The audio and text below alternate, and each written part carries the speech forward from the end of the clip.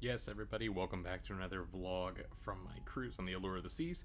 Today, as I said, we're heading from the Allure to the Carnival Conquest, Port Canaveral to Miami, with like 6 hours of transit total. It's going to be a tight day, but I'm excited to try out the Keys goodbye breakfast, and then get off the ship as quickly as possible and head to the airport in Orlando, which is about a 40-minute drive. Now, both key dining experiences were definitely more of a leisurely experience. I don't think that's necessarily a bad thing, but for me, I was a little bit in a hurry here, so I got there right at 6:30. It still took until about 7, and they were calling for people to get off the ship right as I was hustling through my food. It took a while to get there.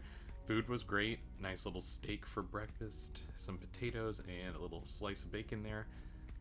Nice little goodbye from the Allure of the Seas, and here's me walking off the ship. Now, I had originally booked a transfer through GoPort for about $30. I think this is probably a great option if you're not really in a hurry. There was no bus, though. They do advertise that they have shuttles running from 7 a.m.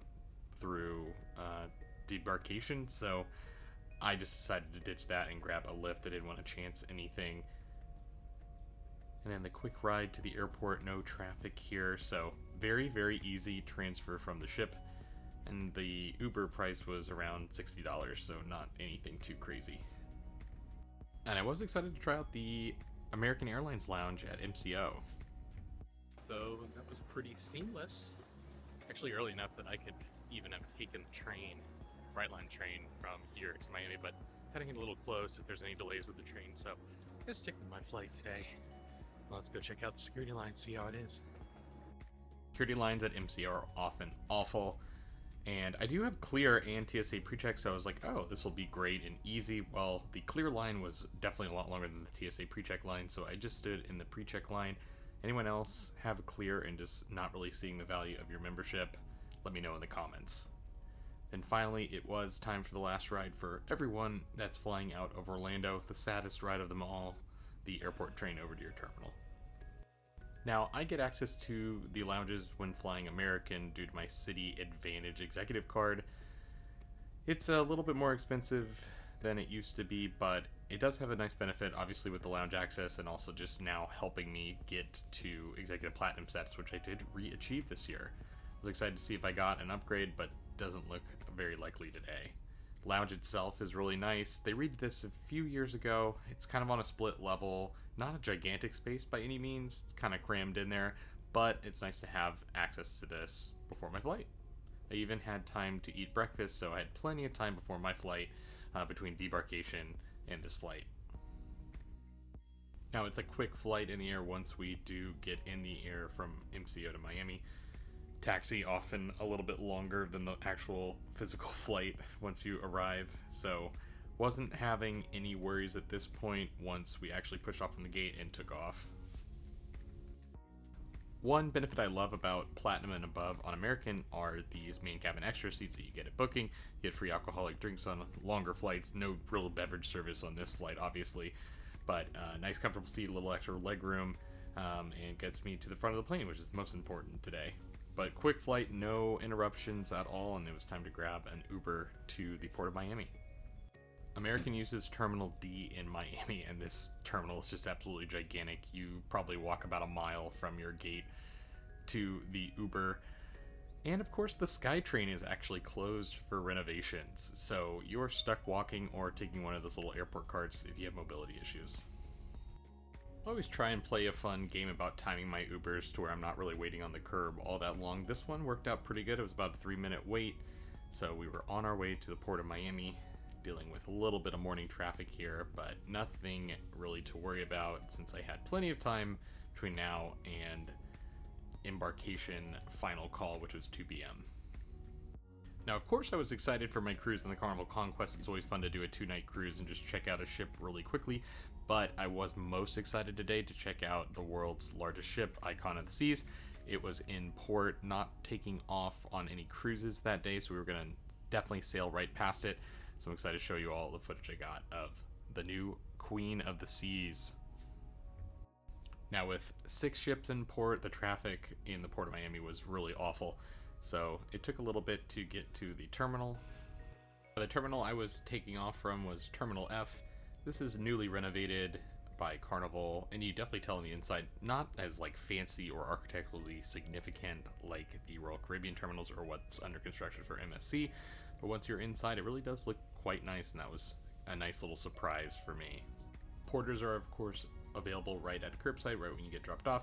Remember to tip those guys. I didn't really have many bags, so I didn't need them, and I just headed straight towards check-in. Now, one mistake I did make was I had my boarding pass on my phone, but Carnival actually requires you to physically print out your boarding pass. They put like a little stamp on it, and that's how the crews throughout the terminal know that you are good to go.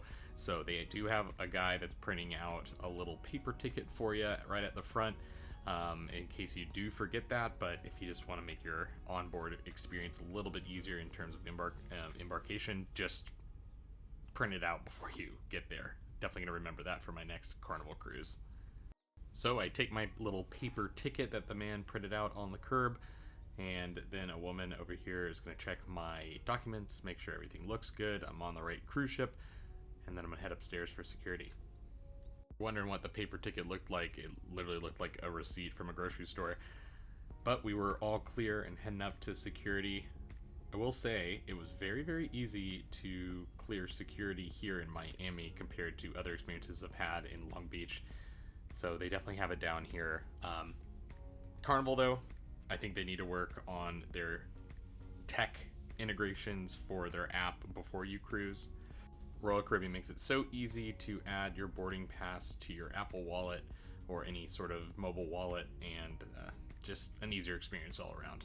Now, before security, this was a new one for me. We actually had a drug dog come and sniff everyone's bags. That was required. Nice to see Carnival doing that. But we were clear security, and then we had this cool little LED screen here walking under that before we were getting to the ship. Now, if you want a picture with your family boarding, they have some over to the left and to the right, plenty of those available. This is more built, I think, for the Celebration, which is their larger ship and one of their newest ships. But just me on this cruise, so no photo needed. Did love the look of this terminal, though. Everything felt nice and fresh and new. Lots of staff around to answer any questions. I was really excited to get on board. Once that escalators upstairs, and we got our first view of the name of the ship, Carnival Conquest. Not a gigantic ship by any means, especially compared to the Allure of the Seas that I had just gotten off of that morning. Excited nonetheless, though, because Carnival ships just tend to be different every time I step on board. I've only been on a few, but I'm excited to try more and more throughout the next couple months here in 2024. One last check of our boarding pass, and then we were cleared to board. Hopped on the jet bridge, or cruise bridge, not really sure what they call those, and we were gonna step on board here. The funny thing is the ship's level is maybe 2.5 feet higher than the land section here, so definitely not needed the jet bridge, but you still had to cross there and back to get on board the ship. So that took about 5 minutes, and it was just kind of comically funny, like how they can't create a shortcut because they need these things for the larger ships. But you can see basically rising a foot every switchback. Now my favorite part of any cruise vacation, it's time to step on board.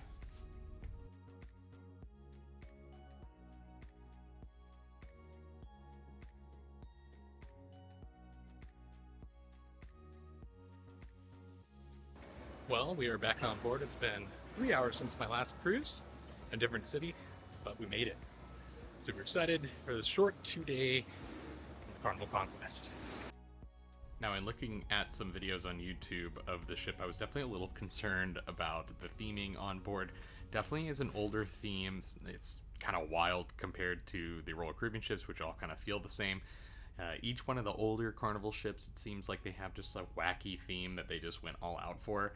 And you know what? I came to really like this theme, the Impressionists. It just seems like they tried to theme every section of the ship, and that's always nice. Did love the towel animal that you can meet there, take pictures with. Great for the kids. But we're going to go ahead and head in and find some lunch. I do love the Guy Fieri burger spot on board, so that's what I'm going to head to. Quick look at the pool and the water slide in the background. They do cram a lot of stuff onto these smaller ships on Carnival, I will give them that. But it was time to stand in line for Guy Fieri's burgers. Bit of a line at check-in. Definitely noticed this compared to the Allure of the Seas, and I'm not going to be comparing this to the Allure of the Seas the whole video because it's just truly two different types of ships, but definitely a lot less room on deck for everyone than the Allure of the Seas. So the lines kind of seem to get long, and everyone's kind of crammed in. Everyone's got their bags because it's the first day of the trip, and our staterooms aren't quite ready, but the burger itself was fantastic, and excited to explore a little bit more of the ship. I realized, though, after lunch I had skipped a step and didn't go to my muster station, so I went back downstairs, found muster station C, took care of that, which takes about 2 minutes, and we were off to the races. Carnival ships were one of the first to have these big onboard atriums. It's definitely a grand atrium with cool glass elevators. I remember this even as a kid when I was on board the Carnival Imagination, I believe, on my first cruise ever. I just remember those glass elevators and just feeling like those were pretty fancy. Here's a look at the city of Miami, though, from on board. Of course, the famous whale tail. Things I like to do on board before my stateroom's ready. I like to tour the spa if it's available. I like to see what kind of music they have going on the pool deck. This was a steel drummer that was awesome. He was playing like all the latest hits, but on the steel drums, that was pretty fun. They're going to have some sort of Sailaway party, and that's usually a big crowded dance-off on Carnival ships. It's always a lot of fun to look at. I'm not someone who's going to participate in the dance-off by any means, but fun to watch for sure. And then I actually spotted the Icon of the Seas out there. Went to the buffet to grab just like a water. Cool fancy coffee machines over here. But by 1:30 my stateroom was ready. $12.99 on board. Let's see what it looks like. So here's my room, $12.99, interior cabin, deck 1. I'm like basically underwater on this cruise. Let's check out what we got going on here. First little closet here, plenty of storage, little place for your shoes at the bottom. On out the doors here, another little area for that. And a third one with full-length mirror there. Extra bedding too, plenty of storage there. Like the little light fixture. Kind of on theme for the impressionist sort of theme here. French Renaissance. I think this is the fridge. It is.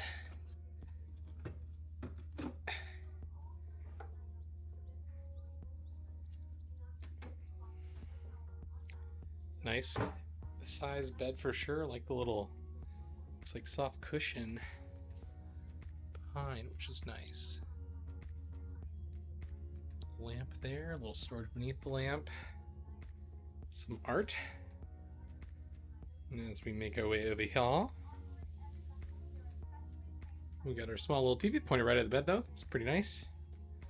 Some extra charge water bottles, but as a red member I get one free one, so I think you'll find that. And then some plugs and the phone. Some QR codes, a little stool here to pull out, and of course drawers for storage. A lot of interesting stuff in there. Then the room's safe right there. So I guess you use your CPass card to lock that. It's kind of cool. Thermostat here right next to the bathroom, and you got some room controls right there for lights. Let's go check out the bathroom. All right. So curtain for the shower. Kind of similar type of shower head that I've seen on a lot of cruises. Separate shower gel and shampoo, which is different than Royal Caribbean. I think Royal Caribbean just having one combo is kind of gross. Nice little art on the wall though. Towels right here, little makeup mirror, shaving plug right there above the mirror, a little sink, some tissue paper, extra toilet paper down there, you got your trash can, and some storage over here for toiletries. Alright, let's get this going. Water slides were operating, so if you do have kids, pack a swimsuit in the carry-on, and they can just start riding water slides as soon as they get on board and after lunch. Not really anything crazy in terms of water slides on this ship, but did have one for the kids, which is great. I did want to get a awesome spot for Sailaway because I wanted a spot that's going to sail right next to Icon. Grabbed a beer, the Thirsty Frog Caribbean Wheat Ale. This is actually a Carnival specific beer, one of my favorites. One cool thing too is that we were docked opposite of the way that we needed to go, so we got to use the turning basin and actually turn around with great views of Miami. This was pretty cool for me. I've only done this once before with Virgin. I just really love like how much the boat traffic is going around. You have great views of Miami. I think that Sailaway from Miami is just really hard to beat, and you have a great view of all of the ships lined up ready to start their cruise vacations too. Some of them I've been on board before, some of them I'm about to be on board later this year. Pretty cool stuff. But of course, Icon of the Seas was the star of the show at Sailaway. Everyone was talking about it. She is absolutely gigantic. Honestly, just a little bit bigger in terms of gross tonnage than some of the newer Oasis class ships, but you can just tell that they packed a lot on here. The water slides looked crazy. Just look at this thing as we sail past.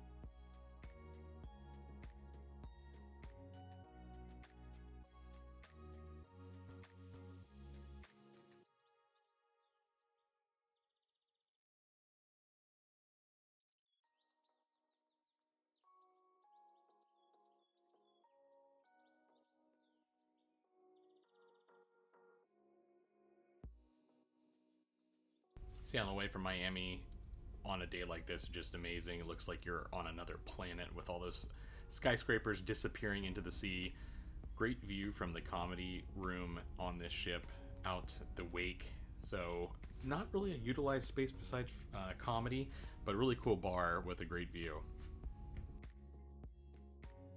It was about time for dinner. I wanted to try the main dining room tonight because I had reservations at the steakhouse the next day, had some onboard credit to spend, and on a 2-day cruise, kind of hard to spend sometimes. So Definitely noticing all of the details from this impressionist theme. You can definitely tell sunflowers are a reference to Van Gogh. Designer of this ship went absolutely haywire with some of the details. It's pretty fun to notice everything. Overall service was absolutely amazing in the main dining room. We had a great server for the only time I got to dine in here. Cool little views of all the clouds that's themed to Monet. Found my table. Since I'm solo, they kind of stack you with other solo cruisers, which isn't a big deal by any means. And food quality was absolutely outstanding. I thought that the bread was really good, freshly baked. Obviously, they only give you one little piece here on Carnival versus like a whole bread basket on Royal Caribbean. Ordered a glass of wine. Still trying to use that credit that I had. They don't sell beverage packages on a 2-day cruise, by the way, but had the roasted tomato soup, and then I had the short rib, which was nice and tender and delicious and flavorful. Great sauce on there too. Vegetables felt nice and fresh. Then had the melted chocolate cake, which was really good. Not normally my thing, but it was a good taste. And then it was nighttime, and I was pretty exhausted from my travel day. So I explored the ship a little bit, went over to the comedy show, and then passed out. But that was my first day on board. I made it. I was proud of myself for organizing all of this to get to the ship in time, and we'll see you tomorrow, where we're going to have a full day at Atlantis and Nassau.